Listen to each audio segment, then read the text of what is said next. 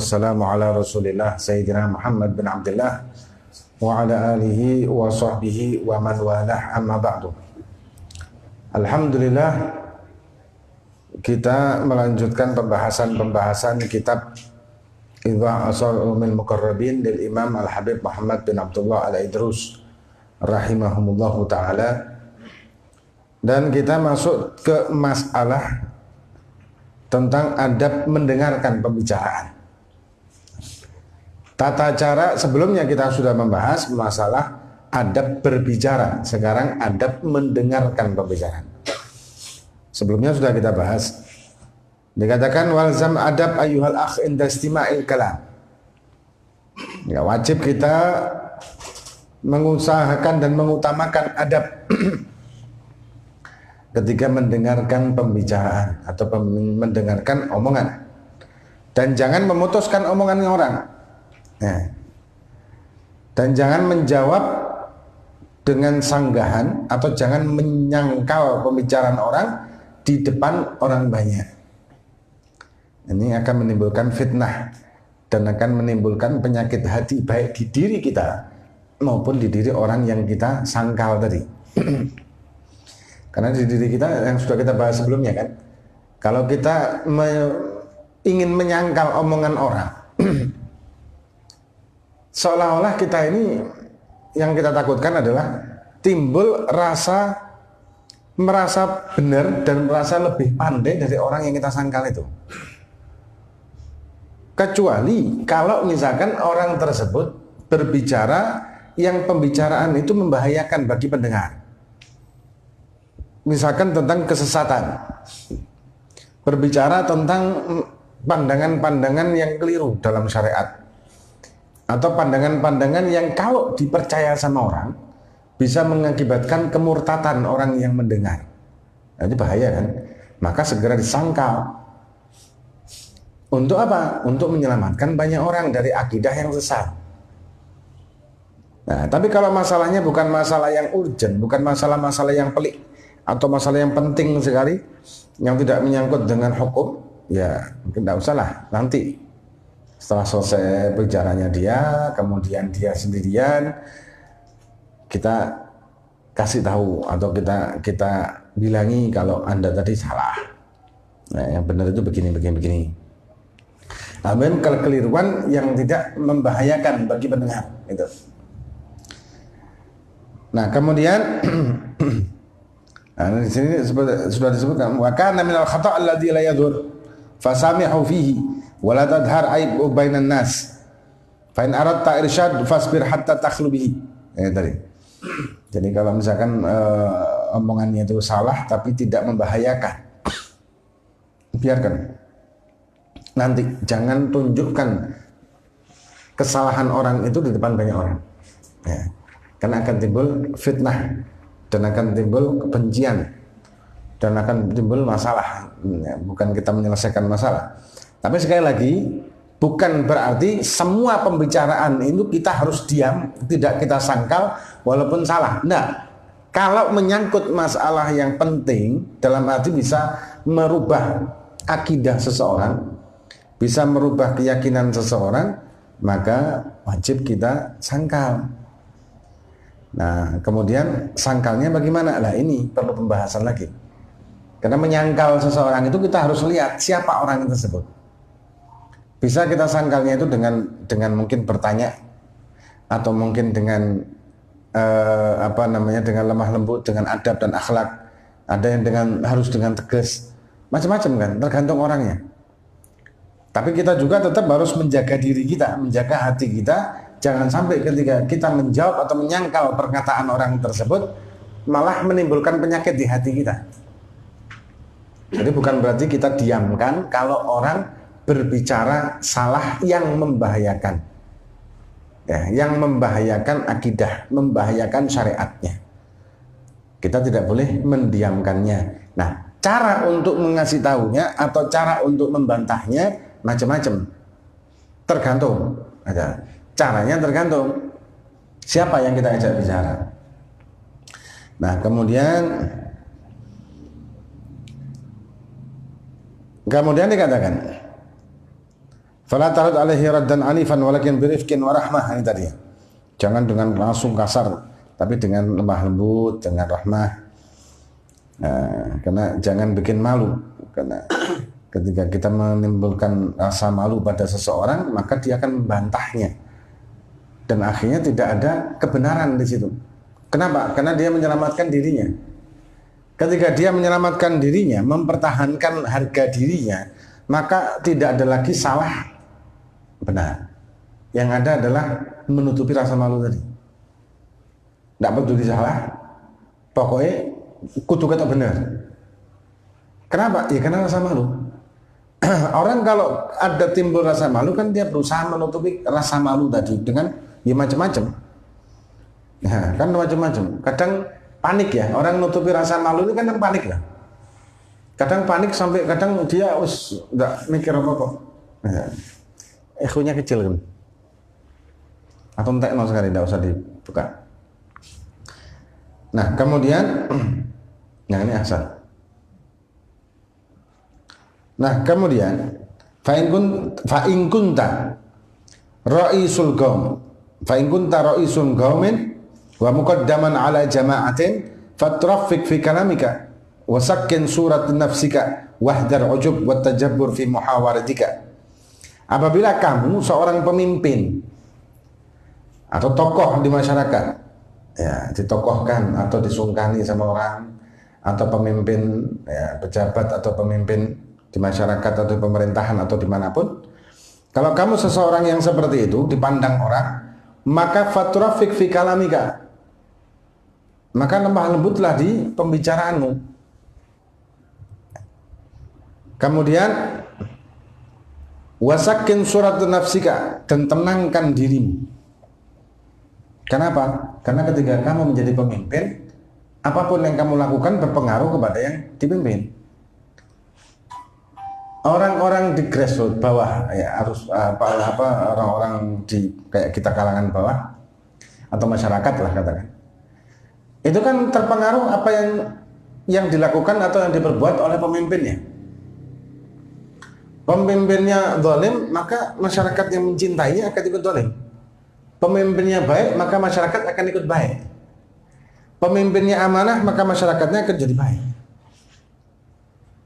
Sayyidina Umar bin Abdul Aziz, ya, Sayyidina Umar bin Abdul Aziz ini pemimpin atau khalifah pada zaman itu, dan dia dinasti Umayyah.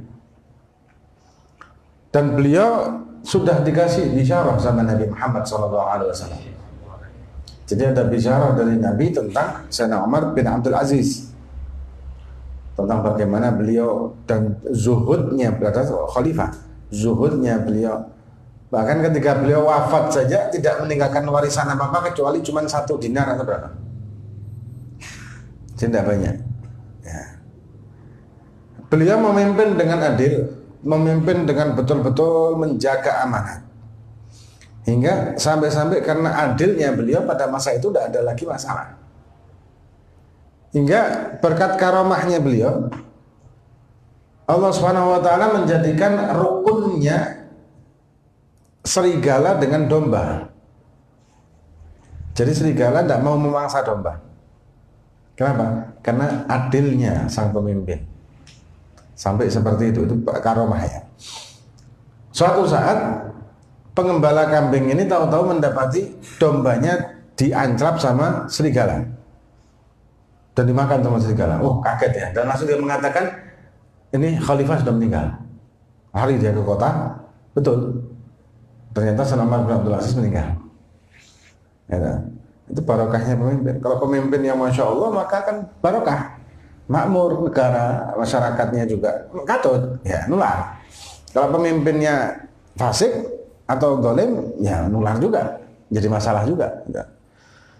Maka itu ketika kita sebagai pemimpin, kita menjadi pemimpin, entah di masyarakat kita, di lingkungan kita, jaga diri kita.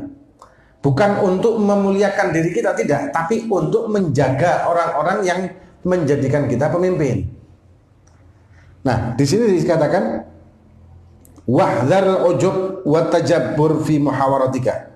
Dan hati-hatilah terhadap ujub dan sombong ketika engkau melakukan pembicaraan. Jadi ketika kita sudah diangkat menjadi pemimpin, walaupun kita tidak meminta menjadi tokoh atau ditokohkan ya, walaupun kita tidak minta, maka tetap hati-hati terhadap ujub dan sombong dan merasa kita punya pengaruh sama orang dan lalim kepada masyarakat atau orang yang menokohkan kita. Di pembicaraan kita, di omongan kita, di perilaku kita, di semuanya. Jadi menempatkan diri kita ketika kita ditokohkan oleh orang banyak, oleh masyarakat atau jamaah, atau diangkat menjadi pemimpin, maka taruh posisi kita menjadi pemimpin yang mengayomi dengan menyontohkan kepada mereka ketenangan dan kedamaian dan keamanan. Dengan apa? Dengan kejujuran dan amanah. Itu. Tapi kalau kita menjadikan diri kita ini ujub, timbul rasa sombong, timbul rasa merasa diri kita lebih hebat dan orang-orang ini adalah apa mau kita. Dalam arti merasa apa ya? Merasa lalim, merasa dolim, menjadikan diri kita ini kejam atau dolim dan kita semena-mena kepada orang yang kita pimpin, mengakibatkan kehancuran, mengakibatkan permasalahan. Mengenai permasalahan ini. Jadi ketika kita zalim, maka masyarakat juga akan menjadi zalim dan akan hancur lebur di situ. Ketika kita ujub juga masyarakat akan demikian. Ya, jadi sebagai pemimpin itu menjadi panutan kan. Dan itu berpengaruh kepada yang dipimpin. Maka itu wahdar, hati-hati dari sifat ujub dan sombong, baik itu di pembicaraan atau di percakapan atau yang lain. Karena fa inna dzalika tudfi'u nura ilmika. Karena itu juga bisa mematikan cahaya ilmu. Wa yudhib, dan juga menghilangkan kilauan cahayanya. Barokahnya ilmunya hilang, manfaat ilmunya hilang, ya. Kewibawaannya juga hilang. Yang ada adalah ketakutan. Masyarakat merasa takut, bukan merasa wibawa. Jadi orang pemimpin kalau menginginkan ditakuti, bukan disegani atau dicintai, ya dicintai. Kalau masyarakat atau rakyat atau jamaah itu cinta, kelompok atau kaum atau santri lah katakan, itu cinta kepada pemimpinnya, kepada tokohnya, kepada gurunya, kepada ulamanya, habibnya, kiainya, itu menimbulkan rasa sungkan atau segan. Kenapa? Karena munculnya dari mahabbah. Tapi kalau munculnya karena takut, ya kalau karena takut bukan karena cinta, ini bahaya nih.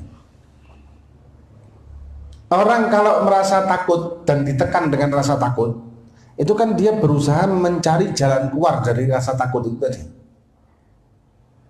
Nah, ketika ada kesempatan untuk menghilangkan rasa takut atau keluar dari rasa takut tersebut, ya dia akan lakukan. Yang benar adalah jadilah pemimpin yang dicintai, bukan ditakuti. Ya bagaimana caranya? Ya jadikan dirimu ini bukan sebagai pemimpin yang mempunyai sifat-sifat yang jelek dan bisa menularkan kejelekan itu kepada yang kita pimpin. Baik itu santri kita atau mungkin lingkungan di kampung kita atau di kota kita atau malah di negara kita sekalian. Gitu. Karena bisa menghilangkan keberkahan apapun. Nah, apabila engkau ingin merasa senang dan memperoleh kenikmatan dan pujian dan juga ganjaran, ya maka jangan lakukan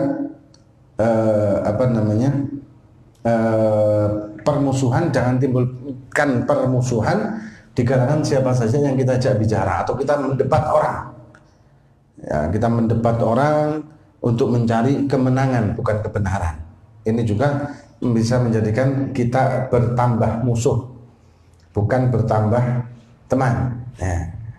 Ketika kita selalu menghujat, selalu kita menyalahkan atau selalu kita memotong omongan orang dan selalu kita merasa benar dari siapapun, maka ini bisa menjadikan diri kita tambah musuh, bukan tambah teman. Nah, kemudian dan jangan mengungkit-ungkit kesalahan orang. Apalagi kesalahan-kesalahan orang-orang salihin. Ya, kalau mereka memang tidak melakukan kesalahan itu, dalam artian ada kan berita-berita tentang orang-orang soleh yang melakukan kesalahan.